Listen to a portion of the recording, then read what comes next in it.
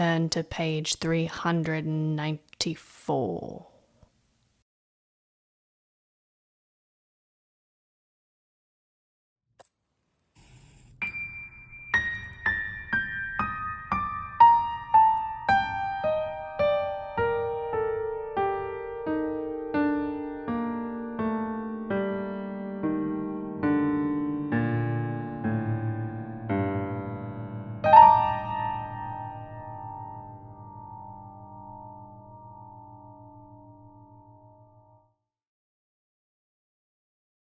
Welcome to Hearth of Hymonia. My name is Kate and it is finally spooky season. I love this time of year. I think if you're watching this channel, you probably like this time of year as well. So I thought it would be fun to really lean into some of the more spooky, supernatural aspects of the ancient world for the month of October. So this is obviously the first video in October and we're going to be talking about werewolves today. Anyone who's familiar with fantasy and horror stories from the modern world, you'll know what werewolves are and how we think of them.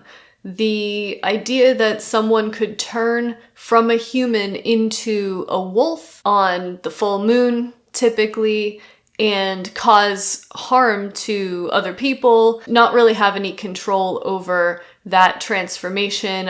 Usually they're turned by someone else, a werewolf who bites them and then they themselves become a werewolf. This is a concept that is pretty familiar to us in the modern world, but stories about werewolves have been told since ancient times.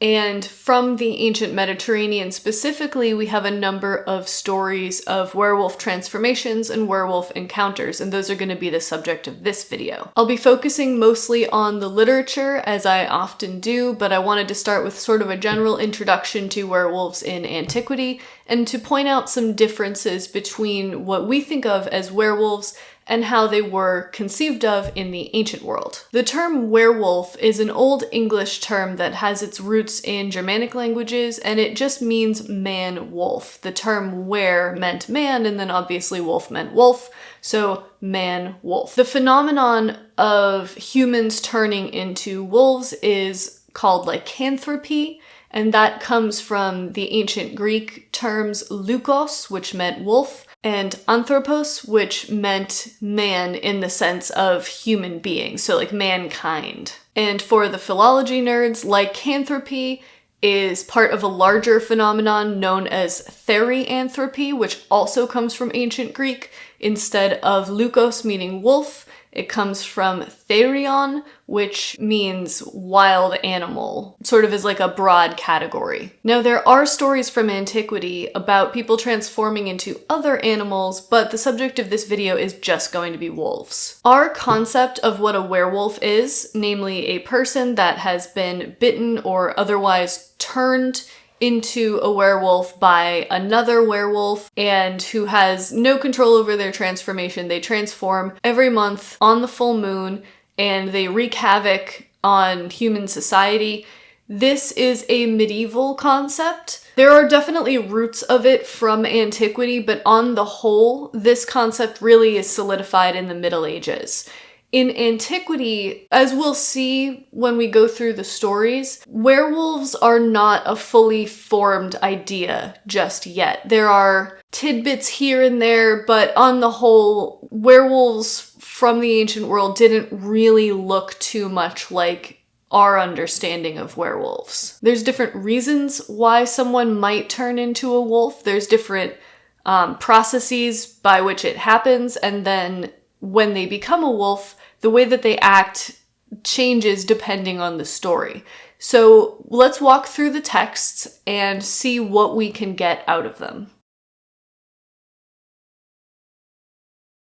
Now, I will be jumping from source to source as I talk about these ancient werewolves, so if you are interested in any of these stories, I'll be listing all of the sources that I'm drawing from down in the description, so you can check those out. One of the oldest sources from classical antiquity that reports about people turning into wolves is the historian Herodotus.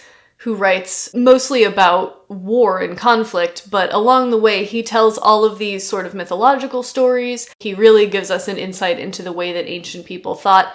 So this is a really good source. And he talks about this group of people called the Neuri, who turn into wolves. Now I'm just going to read you a passage from David Green's translation. It's a good translation. I'll link it in the description. So Herodotus says, "The Neuri follow Scythian customs. One generation before the invasion of Darius, it befell them to be banished from their own land by snakes. For their country brought forth many of the snakes, and besides, others attacked them from the deserts to the north of them, until in their suffering the Neuri left their own land and settled in with the Budini. It may be that these people are wizards, for it is said by both the Scythians and the Greeks who live in Scythia that once every year every one of the Neuri becomes a wolf for some days and again turns back into his own shape. I personally do not believe this story, but they assert it all the same and swear to its truth." Okay, so first of all, getting driven out of their land by snakes, that's just interesting, and I think that's kind of nifty. Maybe not nifty for the Neuri, but I think it's an interesting tidbit nonetheless. So that's the first thing. The fact that Herodotus says that these people might be wizards specifically because of their lupine transformation, if you want, really interesting as well. So the word that Green and other people have translated as wizards is goetes, and the singular is goes. Now this is just one of a few different words that can refer to magical practitioners. Another one is magoi. I think that Herodotus uses this word specifically because this word has kind of a few different shades of meaning. It's derived from the verb goao, which means to groan or to howl almost. And one way that dictionaries tend to define goes or goetes are people who howl out spells. So magical practitioners. So this suggests a connection to wolves, right? Because wolves howl and goetes howl out spells. So that might be why Herodotus is using this term here, but it really means a practitioner of magic. So it's both someone who howls and also someone who engages in magical practice. It seems that Herodotus is implying that the Neuri have some control over their lycanthropy. Now, another thing about this little passage is that the Neuri all transform into wolves as a group, and they do it every year, and they do it for a period of several days, and then they transform back. And even after they moved, because they were driven out of their homeland by snakes and they settled in a different area, this practice appears to have continued. And that's the oldest classical reference we have to werewolf activity. The next group of stories, I'm going to talk about a bunch of different stories all together because they all take place in the land of Arcadia. And this is where we get what is perhaps the most famous werewolf story from the ancient world, the story of Lycaon, who is the mythological king of Arcadia who gets into an altercation with Zeus and is transformed into a wolf. So the story of Lycaon comes from a few different places. I think Ovid's Metamorphoses is the most famous telling of it, but there's also references to it in the work of Pausanias and the work of Apollodorus. In Ovid's version, the god Jupiter, who in Greece is called Zeus, here's a rumor that humans are not behaving the way that they're supposed to be, and he wants to go in disguise down to the human realm to check things out. So he disguises himself, he goes down and walks among the humans, and he ends up at the palace of Lycaon, who again is the king of Arcadia. When he gets there, most everyone recognizes that he is a god and they start to worship him. But Lycaon refuses. He says he wants to test the god. So what he does is he kills someone in the house. I would imagine that this is a servant of some kind. He cooks up the person and serves it to Jupiter for dinner. Jupiter, of course, does not take kindly to this. He obviously refuses to eat it. This is not regular practice of the gods to eat humans. And he gets really mad at Lycaon, and he strikes him and turns him into a wolf. And I want to read you Ovid's description of the transformation.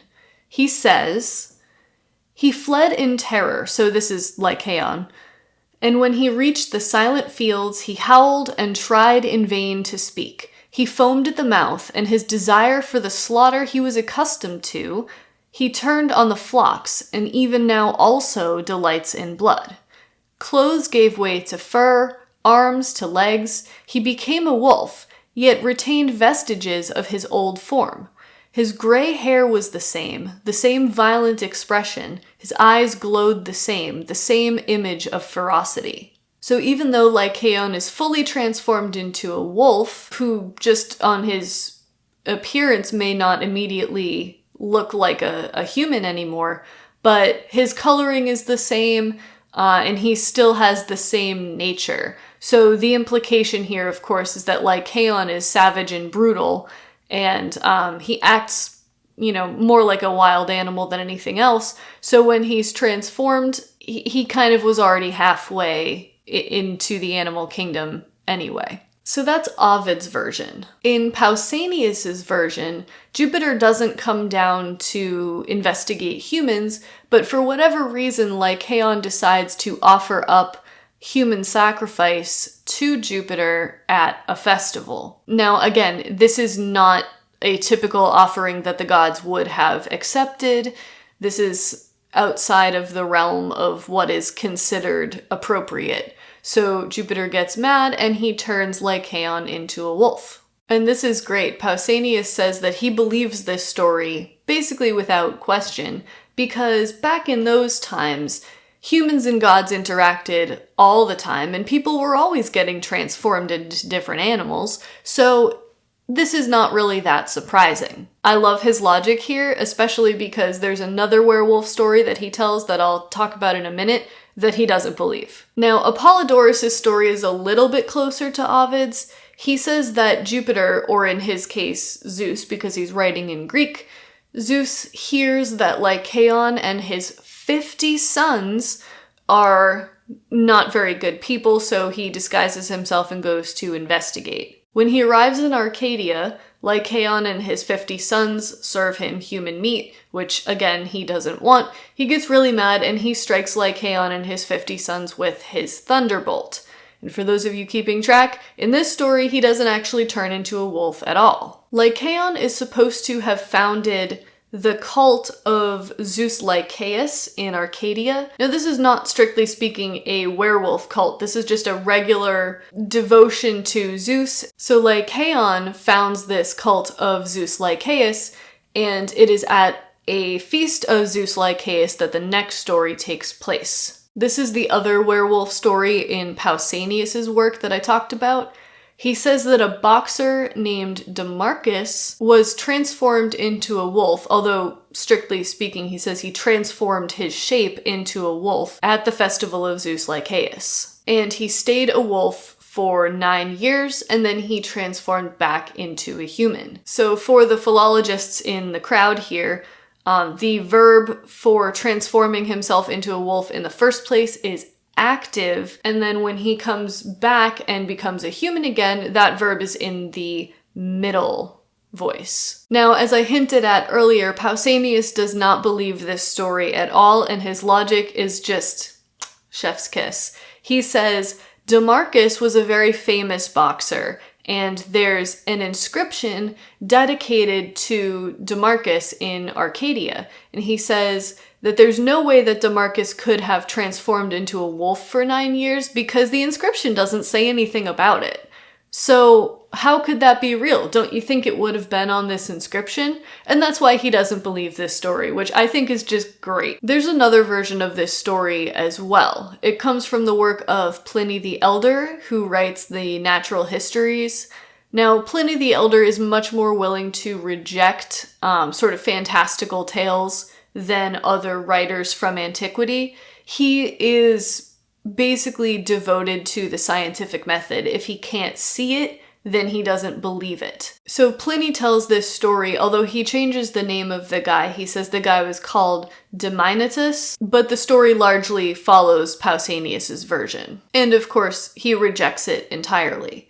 Now, he tells another story that comes out of Arcadia as well. So there's apparently a family in Arcadia. So it's the family of this guy named Anthus. He says that they transform into wolves. One member of the family is chosen by lot, although we really don't get like the interval for how often this happens. They get chosen and they have to swim across this lake. Well, they take their clothes off and they put them on an oak tree, and then they swim across this lake, and by the time they've swam across this lake, they have been transformed into a wolf.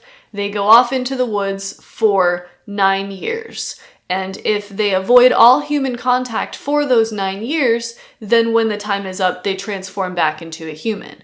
But if they don't stay away from humans, then they're forced to stay a wolf forever. So all of these stories, with the exception of Herodotus' report of the Neuri, all take place in Arcadia. There may have been a widespread belief that the people of Arcadia were predisposed to lycanthropy. And I suspect this has something to do with the myth of Lycaon, and it may also have to do with the environment. Presumably there were wolves in that area, so it could be a little bit of both, that the Arcadians are associated with lycanthropy because of their mythological ancestral king, and also because of their geographical reality. So there are a few more stories that don't take place in Arcadia, and one story pops up sort of just like a passing reference in Virgil's Eclogues. So he says, "Moirus himself gave me these herbs and these poisons, or potions, chosen for me from Pontus. Many originate in Pontus. And with these, I've often seen Moirus become a wolf and go off into the woods, often rouse souls from deep graves, and move planted crops to another place." Now, it's not much of a werewolf story, but it's worth mentioning because this guy Moirus appears to be some kind of magical practitioner who uses herbal magic to transform himself into a wolf at will. And he also uses these herbs for other things. Now, these herbs are supposed to come from Pontus, which is in the region of the Black Sea. And this is not the only time where people using herbs and potions and magic spells to transform into animals comes up. Like, for example, in Apuleius's Metamorphoses, which is also called the Golden Ass, you get stories of witches turning themselves into owls, using lotions and potions and things like that. I don't really have too much to say about this one. I think this fits more into the category of like animal transformation that really doesn't have anything to do with werewolves. It just so happens that the wolf was the animal that Moirus chose to transform into. So I'm not sure that it fits necessarily with the other stories, but I wanted to bring it up because it is, after all, a wolf transformation. So I have one more story to share with you, and that is the story of the werewolf transformation that comes out of Petronius's Satyricon. The Satyricon is a satirical work, although when I say Satyricon, it's talking about satyrs, and when I say satirical, I'm talking about satire. The two words sound very similar, but it's not the same, whatever. The story is about this guy and all of his friends and all of the shenanigans that they get into. It's meant to be funny, it's meant to be raunchy, and they go on all these adventures in everyday, average person Roman life. So not elite, not mythological. We're not talking about kings and gods and heroes. We're not talking about the emperor and his exploits. We're talking about average Romans living in the city and going on adventures. One event that the main characters find themselves at is a dinner party given by this guy named Trimalchio. This is the most famous part of the Satyricon, so you may have heard of this. Trimalchio is a freedman who has become very, very, very wealthy, and he likes to throw these lavish dinner parties where the spectacle is over the top. It's just a display of wealth. Everything at this party is a little bit outrageous, including the other guests and the stories they tell. So they go around talking about, just kind of anything, making conversation, and they're telling stories about witches and other sort of supernatural, fantastical things. And one of the guests, whose name is Nikeros, and he's a freedman, he tells a story about an encounter he had with a werewolf. It's kind of long, so I'm just gonna summarize it. He says that he had fallen in love with a woman named Melissa, and he was getting ready to go and visit her. So Nikeros convinces this other guy to go with him, and he doesn't know the guy very well, but he figures it's fine, and they set out at night. And Nikeros very specifically says that the moon was so bright that it seemed like daylight. So they're on their way to go to Melissa's house, and they walk through this cemetery. Nikeros' companion says he has to go relieve himself, so he goes behind one of the tombstones. But to Nikeros' surprise, the man takes off all of his clothes, puts them down in a pile, and then urinates around them in a circle, and then through that process somehow transforms into a wolf and runs off into the woods. Nikeros is scared out of his mind. He goes to investigate the clothes, but they have turned to stone and he can't move them. Being very frightened, he just beats feet and goes straight to Melissa's house to tell her what happened. When he gets there, Melissa is frightened, and she says, "Thank God you got here just in time.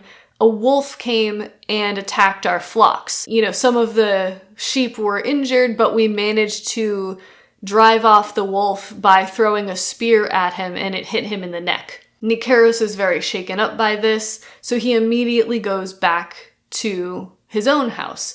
And when he gets there, he finds his companion, his travel companion, in bed being tended to by doctors with a horrific neck injury. This is proof for Nikeros that this man is a wolf, and he says, "I'll never have dinner with him ever again." This is a very different kind of werewolf story from the ones that we've looked at already. It's an individual person. We don't get any reason why he transforms into a wolf.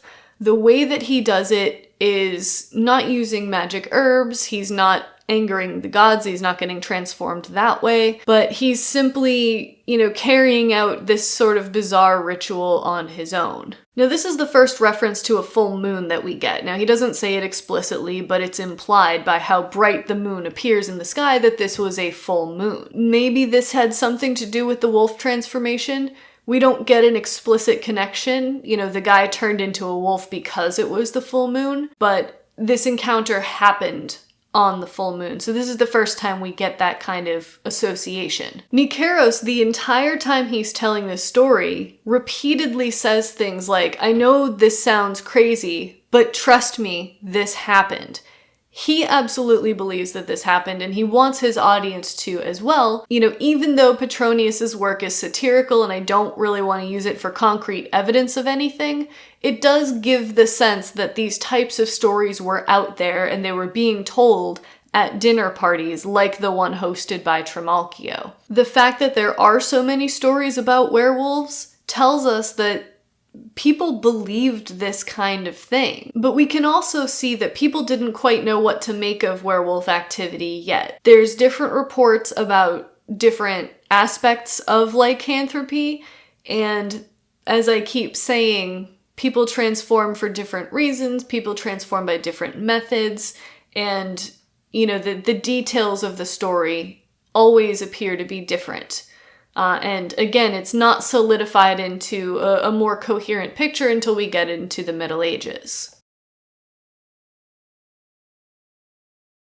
So these stories make up the body of werewolf tales in Antiquity. We have already looked at some of the themes and the similarities and the differences between them, but I wanted to take each element of the werewolf transformation and discuss them individually. So why do people transform into wolves? We don't always get a reason. Nikeros' tale in the Satyricon doesn't give us a reason why his travel companion transformed into a wolf. We really don't get much from Virgil's eclogues either. Despite being driven from their homeland, the Neuri still transform into wolves even after they've settled into a new place.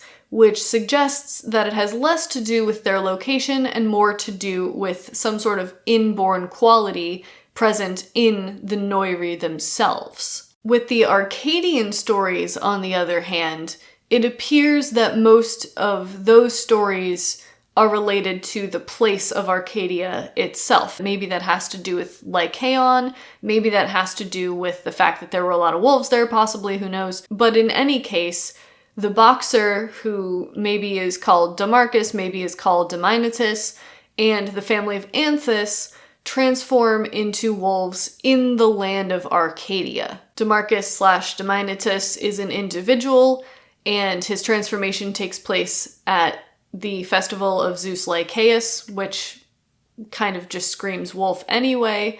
And the family of Anthus, we don't really get a reason why they do it, but because it takes place in Arcadia, we can assume that that's just what happens out there. The Lycaon story is where we get the clearest reason why someone transforms into a wolf. Lycaon is up to shenanigans. He is killing people and sacrificing them to the gods who don't even want them in the first place.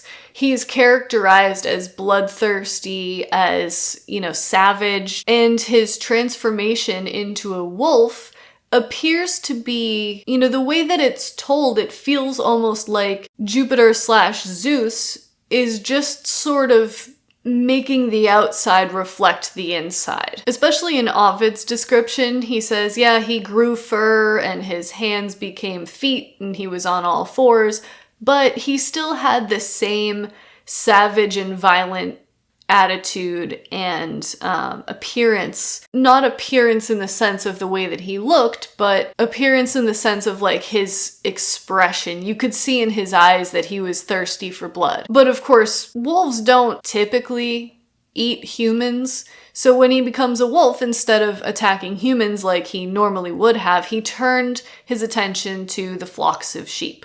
So that feels like a punishment from Jupiter/Zeus that really was about mitigating any further damage to humans. I don't know, I'm just speculating, but it seems like in Lycaon's case, the reason he became a wolf is that he was already violent and bloodthirsty. So that's why people become wolves in antiquity. I want to turn to the how, the methods and the procedures by which this transformation takes place. Now, in the case of Lycaon, it's really easy because Jupiter/Zeus just transforms him into a wolf. Gods can do that. They can turn people and things into other people and things. So this really isn't a unique story of a god transforming a person into something else. And by the way, he's transformed permanently into a wolf. The family of Anthus from Arcadia transform by first removing their clothing, which appears to be an important feature because it does come up in Nicaros's tale as well in the Satyricon, where his travel companion first removed all of his clothing. The Arcadians then swim across a lake. By the end of it, they're transformed into a wolf. So something about the lake itself. Bodies of water are kind of barriers, and so if you remove your clothing and then you go from the world of humans into the world of animals, the lake kind of serves as like a barrier for that. A transition phase. The entrance to the underworld, for example, you have to cross either a lake or a river, depending on which version you read, but some sort of body of water stands as the border between the world of the living and the world of the dead, for example. So I think that's kind of what's happening in the case of the Anthus family, where they have to cross a body of water from one state of existence into another totally foreign state of existence. And by removing their clothing, humans are the only animals that wear clothes, so that feels like a natural thing. If you're going to join the animal kingdom, or the part of the animal kingdom that doesn't include humans, you got to take away one of the defining features of being a human. Now, if I were still in undergrad, I would absolutely find some way to connect Nicaros's travel companion urinating around his clothing with the lake as, it's some kind of water thing, but I can't do it. I want to, but I don't think there's any connection there. And lastly, the conditions for Nicaros' companion's transformation, again, the full moon, which is only apparent in that one version, but nevertheless it is a feature that Nicaros feels the need to bring up and include in his story. And the other thing I've noticed when comparing these stories to somebody like Remus Lupin and Harry Potter is that the werewolves of antiquity appear not to be a threat to humans at all. Nicaros is definitely freaked out by his companion's transformation into a werewolf. There are like economic consequences for werewolves because they get into the flocks and they kill the sheep, which is always bad news for humans, but they're not out there killing humans. The only time that one of these characters actually kills humans is in the case of Lycaon, and he does that before he transforms, and then when he's a wolf, he's only interested in sheep.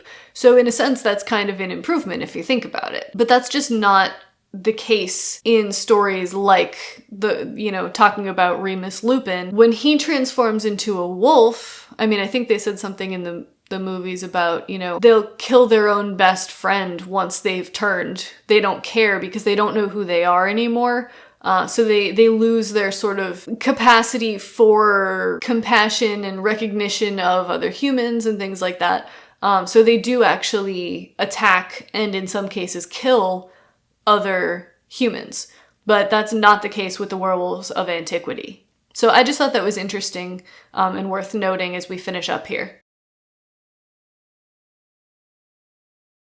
So can we say anything concrete about werewolves in antiquity? Yes and no.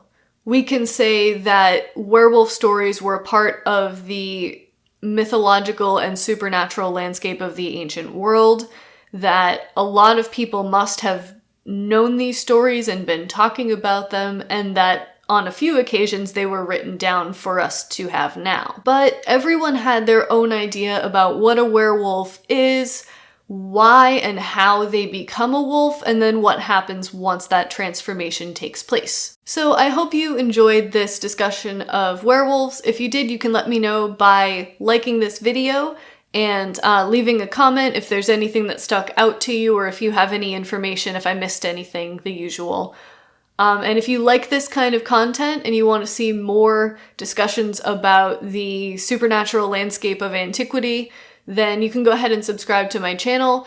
I will be posting lots more videos like this and lots more videos, especially like this one, for the month of October.